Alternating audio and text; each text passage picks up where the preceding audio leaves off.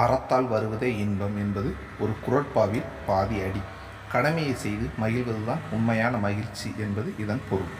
இரவு 11 மணி அடித்தும் உறங்காமல் படுக்கையிலே புரண்டு கொண்டிருந்த கணவனை பார்த்து, ஏன் இப்படி புரண்டு புரண்டு படுக்கிறீர்கள், தூக்கம் வரவில்லையா என்று கேட்டான் மனைவி.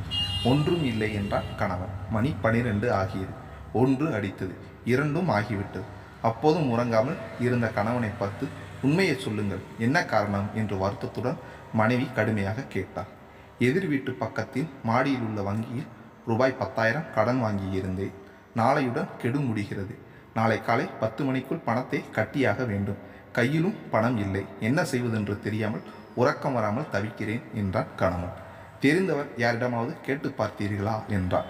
இன்று காலை முதல் இரவு வரை போகாத இடமெல்லாம் போய் கேட்காதவரிடம் இல்லை. கேட்டு பலன் ஒன்றும் இல்லை. அலைச்சல் தான் மிச்சம் என்றான் கணவன். இது கேட்ட மனைவி, கொஞ்சம் இருங்கள், வருகிறேன் என்று சொல்லி சென்றாள். அந்த வங்கி மாடிக்கு சென்று கதவை தட்டி உறங்கிக் கொண்டிருக்கும் மேனேஜரை எழுப்பினார்.